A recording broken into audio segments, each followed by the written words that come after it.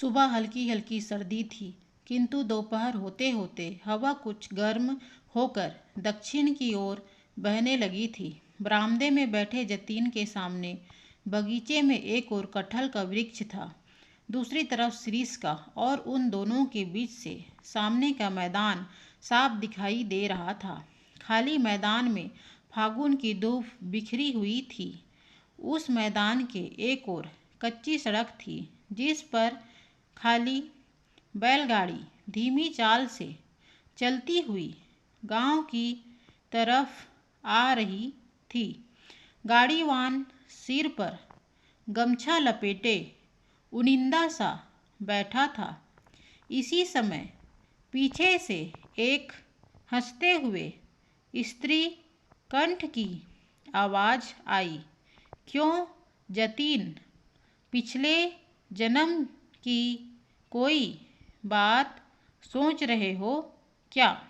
जतीन बोला, क्यों पटल, क्या मैं कुछ और नहीं सोच सकता? क्या पिछला जन्म ही एक विषय रह गया है सोचने के लिए? बस बस, अब झूठी विद्वता दिखाने की जरूरत नहीं। तुम्हारे इस जन्म की सारी बातें मुझे मालूम हैं, उसमें सोचने लायक कुछ नहीं।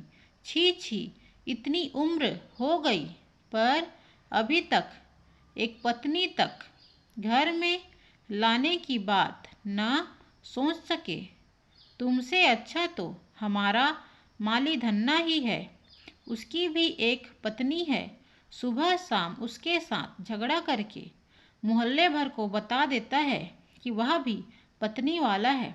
तुम तो मैदान की ओर ताकते हुए ऐसे बहाना कर रहे हो मानो किसी चांद से मुखड़े के ध्यान में लगे हो।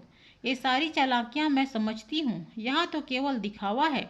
देखो जतीन, प्रत्यक्ष को प्रमाण की आवश्यकता नहीं होती।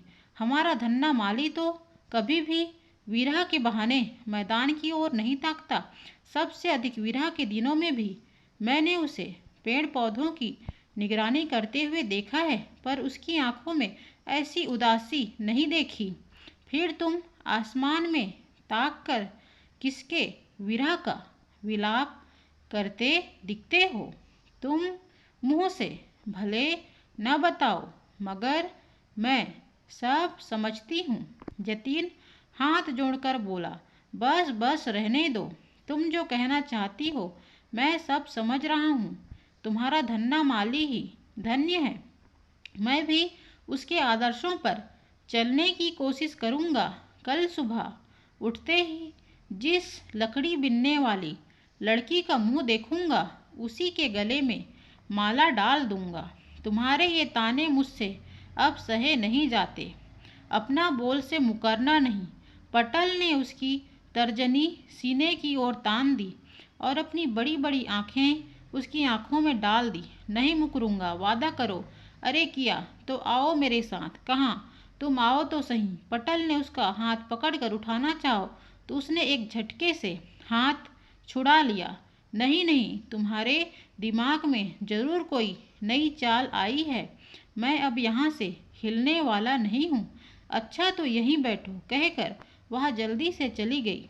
जतीन और पटल दोनों चचेरे भाई बहन हैं। दोनों की उम्र में बस एक दिन का अंतर है।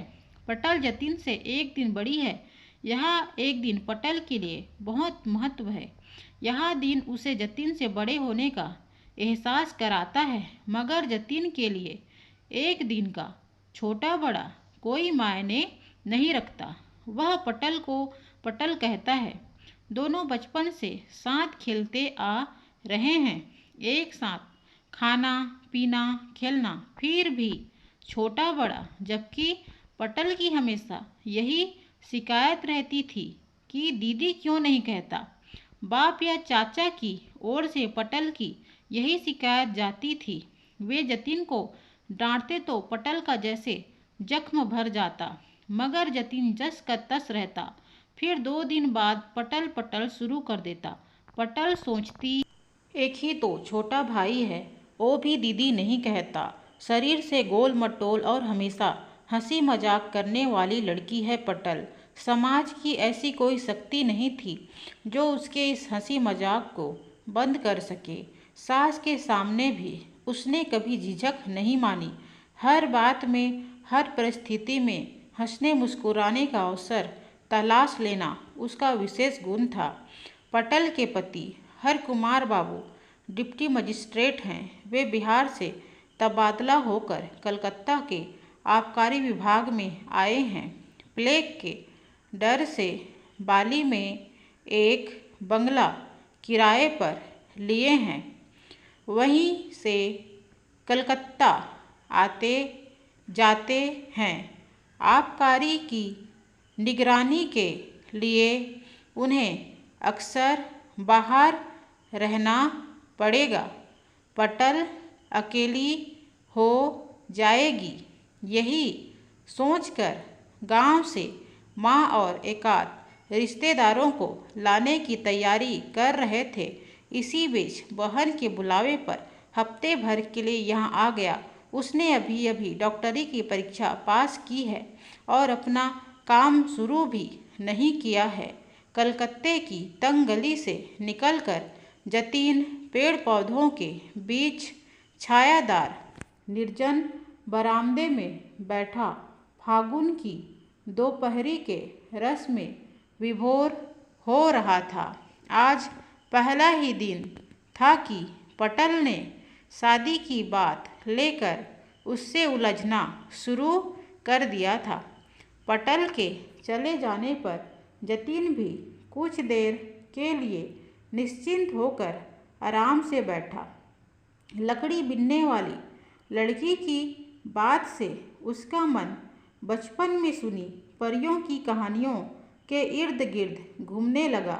इसी बीच पटल की हंसी की आवाज़ सुनकर चौंक पड़ा। पटल ने एक लड़की का हाथ पकड़ जबरदस्ती खींचकर लाते हुए बोली, ओ कुड़ानी, जरा देख तो मेरा यह भाई कैसा है। वह लड़की निसंकोच भाव से जतीन को देखने लगी। पटल ने उसकी ओर देखकर कहा, क्यों सुंदर है ना। जतीन शर्म से लाल होकर अपनी कुर्सी से उठ खड़ा हुआ और बोला, पटल, क्या बचपना कर रही हो। मैं बचपना करती हूँ या तुम बुढ़ैती करते हो। तुम्हारी उम्र तो जैसे गिनती से बाहर है। दोस्तों, कहानी का आगे का भाग नेक्स्ट एपिसोड में आएगा।